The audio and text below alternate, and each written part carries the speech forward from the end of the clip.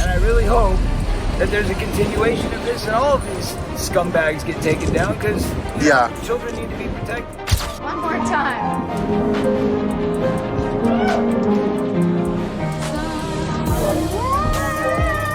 I can tell you that the #1 problem in Hollywood was and is and always will be Oh gosh! Hollywood's underbelly just keeps getting darker and juicier. First, we had those hush-hush parties with mysterious guest lists, and now, can you believe it? Demi Moore's name is in the spotlight. Everyone's whispering, is she just caught in the crossfire? Or honey, does this scandal run deeper than we ever imagined? problem in Hollywood was and is and always will be Hold on to your seats, because let me spill some piping hot tea. The bombshell that's got everyone talking? Corey Feldman is back, and he's not holding anything back. He's calling out stars like Demi Moore for partying with the underaged. But wait, just how deep does this Hollywood rabbit hole actually go? Hollywood's other dirty secret that victimizes the most vulnerable, children. And someone who's spoken out about this and is painfully aware is former child star Corey Feldman. Get this. With more celebs than ever facing shocking allegations, insiders are buzzing about which A-list names might drop next in Hollywood's party scene. Corey Feldman, that brave child star turned truth teller, has been screaming from the rooftops about the dangers young stars face in Tinseltown. And while he never stepped foot in P. Diddy's infamous soirees, darlings, his message is crystal clear. Something absolutely sinister is lurking beneath Hollywood's glossy facade. And I really hope that there's a continuation of this and all of these scumbags get taken down, because children need to be protected. But wait, there's more tea to spill. Right in the middle of all this drama, Demi Moore's past has resurfaced, and oh honey, it's raising more than just eyebrows. The burning question on everyone's lips: why did she share that controversial kiss with a young boy on camera? And was she really part of these elite Hollywood circles known for their questionable parties? Oh, you're not old, man. You look young.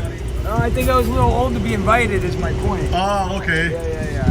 No. I've never been to any of his parties. I've never met the guy. I don't know any of those. Feldman didn't just spill the tea, he dumped the whole pot. He expressed such relief that justice seems to be catching up with Hollywood's elite, noting that he never got those coveted Diddy party invites. But loves, what he implied about age restrictions should make us all shudder. These exclusive Hollywood gatherings? They're not just keeping outsiders away, they're specifically designed to welcome the young and vulnerable. And just when you thought it couldn't get juicier, Tony Busby, that powerhouse attorney representing Diddy's accusers, dropped this bomb. More names are coming, sweeties, and they'll shock you to your core. Among those whispered names, our very own Demi Moore, known for her bold personality and those oh-so-interesting Hollywood connections. Because I love Philip, and he's the only one I love. I love him dearly. He's one of my most favorite people. Oh, she's the greatest. Now clutch your pearls, because this resurfaced footage is everything. Picture this. Moore, just 19, kissing her 15-year-old co-star Philip Tanzini not once, not twice, but 3 times. They called it innocent, darlings, just a celebration of friendship. But today, people are asking the million-dollar question.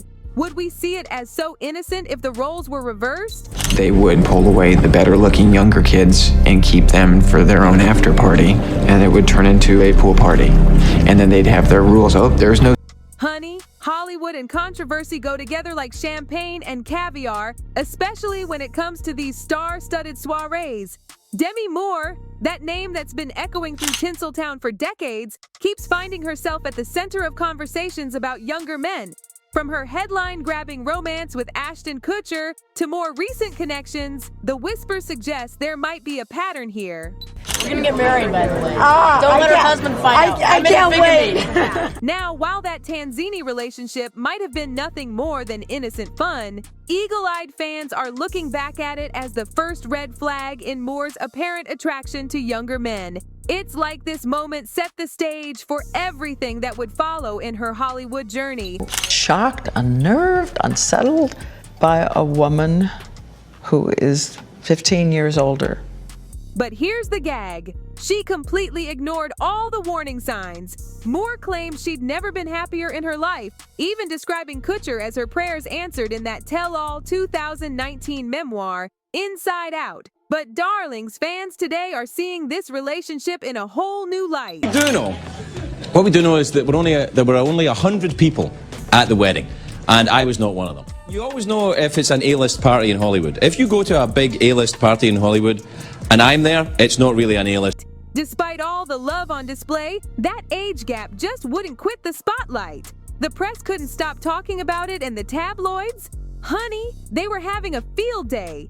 Even Moore's own agents warned her that dating Kutcher might make her seem less serious as an actress. But did she listen?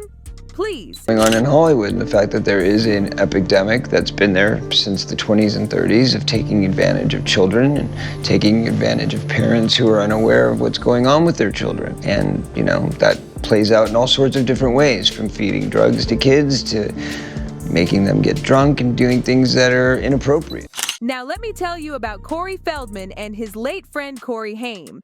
This is where things get really dark, sweeties. These two started exposing the industry's secrets long ago, claiming young stars were being upon behind those glittering Hollywood curtains. Their story started with such promise. The two Coreys, ruling the 80s, starring in iconic films like The Lost Boys. They were living the dream, or so we thought. Haim, come here for a second.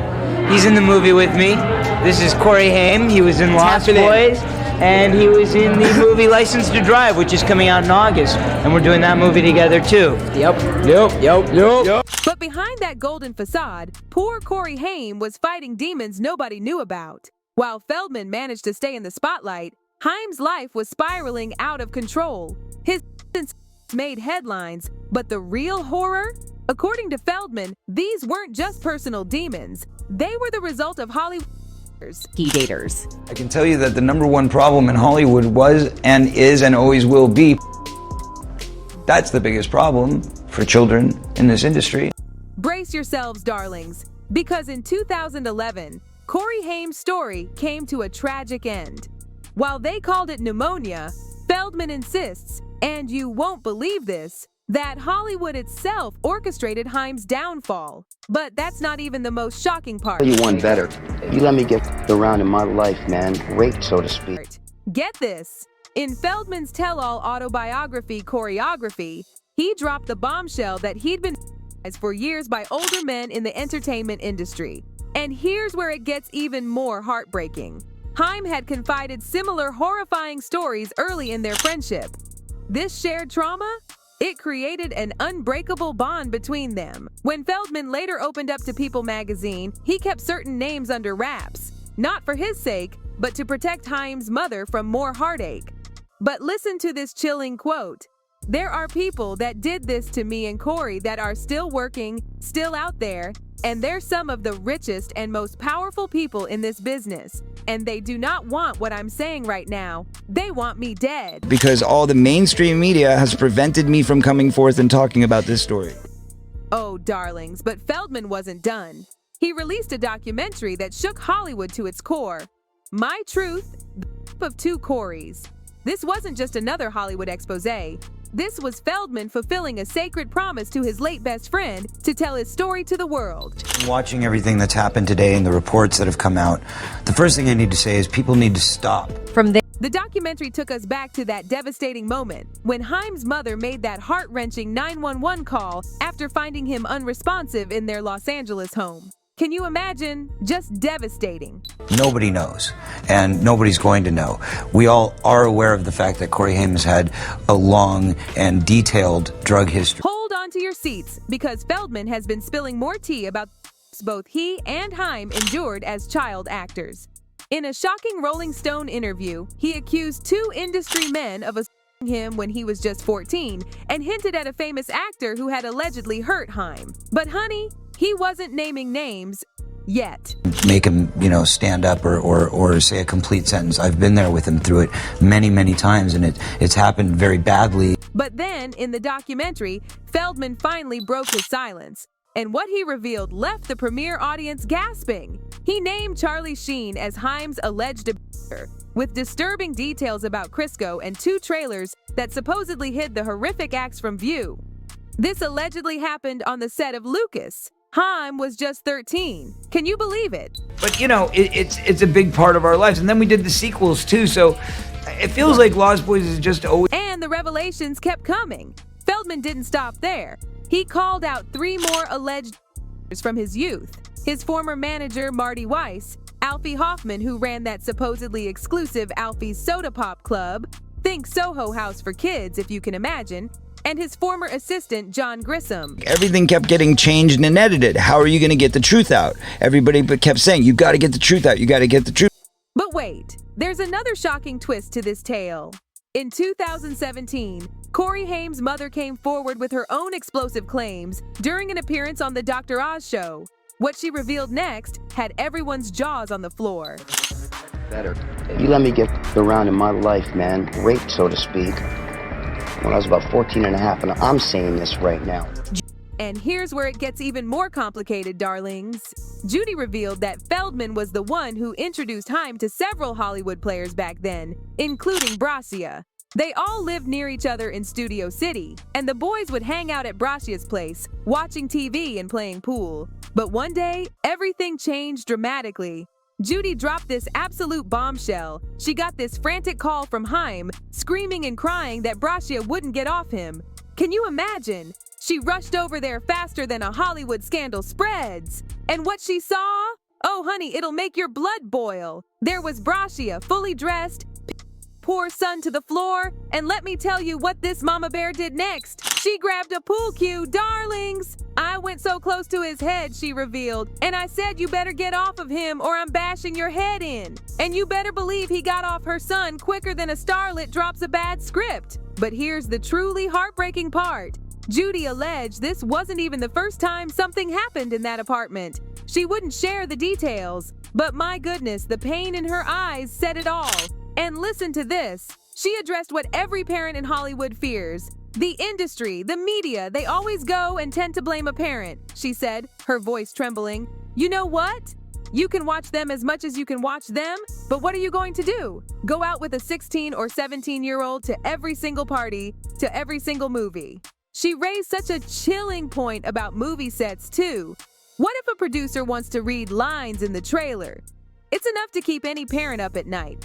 It's a really tough situation. My son went in with a whole bunch of boys to play pool, and one day, this is what happened to him. Now grab your tissues because this next part is devastating. When asked why her precious boy never spoke up about the alleged, Judy revealed he kept it secret because he didn't want people to think he was gay or say it was his fault. Her voice breaking, she shared his heartbreaking words. Mom, somebody hurt me. I don't need to hurt them back. I need to take this to my grave. Oh, darlings, the pain doesn't stop there. The memory of the experience has to be horrifying, she said, barely holding back tears. Then the guilt and the shame and what are other people going to think? It's a horrible thing. She made this powerful plea for victims. We can say, go and speak up, go and tell your parent, go and tell your teacher, go and tell a social worker, but it's not easy. Now here's where things get even more mysterious. After Corey Haim's tragic death in 2011, the official autopsy showed he died of pneumonia. No in his system at all. But Feldman, he's suggesting something far more sinister. He believes Haim's death wasn't just a medical tragedy. It was part of a bigger, darker conspiracy to silence him. I mean, think about it. How does someone so young just succumb to pneumonia? While everyone knew about Haim's battles with substances, that clean toxicology report left everyone scratching their heads. Feldman claims, and this is bone-chilling, that Haim was under constant pressure from Hollywood bigwigs, and all that emotional and psychological trauma just wore his body down. But honey, this story isn't over yet. While some are praising Feldman's courage to speak out, others in Hollywood are working overtime to discredit him, claiming he's just seeking attention. But as all these high-profile scandals start unraveling, one thing's becoming crystal clear. Hollywood's most glamorous parties might just be hiding its darkest secrets. With Corey Feldman's explosive revelations and Demi Moore's controversial past bubbling back to the surface, everyone's asking the same question. Just how deep does this scandal really go? Well, my darlings, that's all the tea I have for today, but trust me, this story is far from over.